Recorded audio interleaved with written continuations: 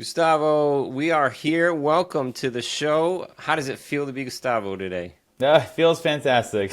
Yeah. So Appreciate it. you actually asked me how I was feeling before we started recording, and I said I've never been better, and you laughed a little bit. I'm always surprised, like when I say that, and like people's reaction about that. So what does that make you feel when I say I've never been better? When you ask me how I'm doing? I mean, that to me, when I hear that, it means like, oh, this is like the best moment of your life, essentially. That's that's Yes. that's why I laugh. Yeah. Yeah, so I love explaining it too because through the years I've trained myself to keep that perspective. And if you think about it, culminating up to this point, it's absolutely the best day of my life. I'm so blessed. I woke up this morning, my lungs are filled with air. I got out of bed. I've got a beautiful family, my house. I mean, I just love it. I'm happy, you know? Well, that's honestly, I'm glad you brought that up because I'm a huge believer in practicing gratitude and giving thanks to God every single day. Oh You know, yes. I think that's how you're supposed to start your day Yeah. by starting off with that sort of mindset and that sort of gratitude in your Yeah. heart. I'm a Yale-trained interventional radiologist. How did I get into interventional radiology? That took a few years of figuring things out once I was in medical school. So I went through all the main rotations in medical school, you know, internal medicine, surgery, pediatrics, etc. And as I went through each rotation, I found little bits and pieces I liked and what I didn't like. But then by the end of the third year, I I sort of came to the conclusion that I didn't like any any rotation I rotated through. So I had sort of a mini crisis in terms of, oh, where am I going to go with my career? Thankfully, I had a very good counselor who kind of put me aside and said, hey, let's look at what you did like and what you didn't like about medicine, your third year rotations, and then see if we can come up with something. And so after having that list of my pros and cons for the year, which ended up being I love surgery, but nothing too invasive or complex. I wanted something that was sort of forward thinking or frontier pushing. I liked patient care and interacting with patients, but not doing 5 6 hour rounds in the hospital. And I love technology. And so once I put it all together, then my counselor was said, "Whoa, you should look into interventional radiology." And so then I signed up for a month-long rotation at my medical school, and the rest is history. Fell in love with it, all the cool technologies, all the procedures, all the patients we got to help. And ever since then, that's what I've been doing and what I love to do.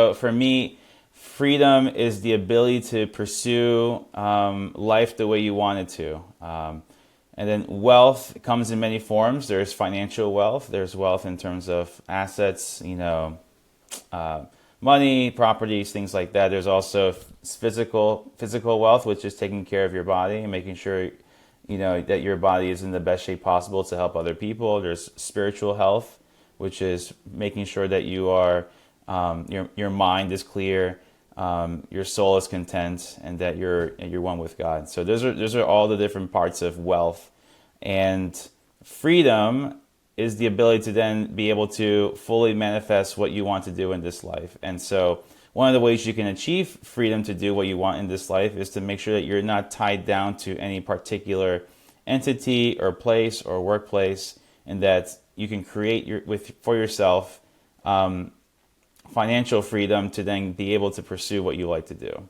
So Yeah. that's in a nutshell what I view as freedom and having financial freedom to then pursue what you want to do. And how are these things linked to your current path? Have you started thinking about being able to disconnect yourself? Because one of those things would be geographical freedom. So how can you disconnect yourself from where you're at in order to fulfill those other things? Well, geographical freedom can come in the form of finding a place. It can be as simple as just finding a little house away from where you live to be as a retreat place. That can be your sort of geographical freedom, that you're not tied down to one location. Also, if you are interested in pursuing opportunities in other places where you can practice medicine on your own time, that's another avenue to pursue sort of geographical freedom too. I know some physicians that provide locum coverage, and that's another way that you can step outside of a regular 9 to 5 job in an office, in a clinic, in a hospital, and then you can actually dictate your schedule the way you want it to, and you can practice in areas that you would never have access to before. The best advice I got when I finished my training, because as most doctors and people in the know are aware, is residents and fellows in this country are not paid very well, and so you're just sort of making ends meet when you're a fellow and a resident. The best advice I got was when you graduate and you finally make that nice paycheck, you should spend the first at least 2, maybe 3 years outside of your training living like a resident. Mm-hmm. And don't get caught up into the lifestyle creep. I know for a lot of physicians, it's very challenging because we have to sacrifice for so many years.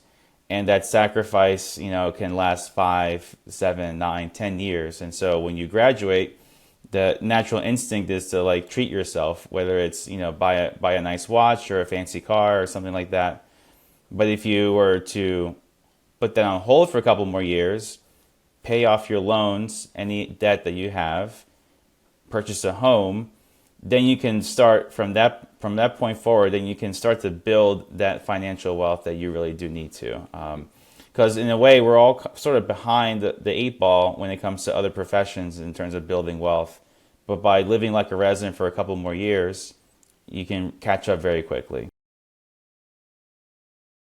Where have you started learning about real estate? The vacation rental seems like maybe have come from your parents' experience here in South Carolina, but through your medical education journey, where do you pick up on these ideas of real estate being a good investment? Well, the big secret, which is not so secret, is that you get 0 education on business in medical school or medical training.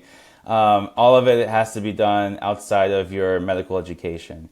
And so the way I started was actually just reading blogs online. One of the more popular ones is called White Coat Investor. Mm-hmm. And just learning the basics, not just on real estate, but also investing and setting up your good 401k, setting up your investment accounts, your Roth IRAs, all the basics, your HSA accounts. Just getting that situated, and then once you have your baseline set up, then you can dive more into other types of investments. That's where I started, and that's where I currently am in. So honestly, a lot of my education has been through word of mouth and online, just researching myself. My advice would be pick something that you love, that you're passionate about, because it'll be a lot easier to dive into it and get good at really quickly. Whether it's, I know we're talking about real estate, but if you love real estate, then fantastic, you can dive into it. But if it comes down to, you want to do stocks or crypto or other assets, whatever you are passionate about, whatever you are really interested in, then that you're more likely to dive right into it and be successful in. That's awesome. Hey, what's next for Gustavo? Professional, personally, what's on the books? Oh, what's on the books? There's a lot of wonderful opportunities coming ahead for me. It's more focusing on continuing to build my practice, and bringing more awareness to my specialty and the procedures that I offer to not only my community, but also to the larger audience. So that's what's coming up soon.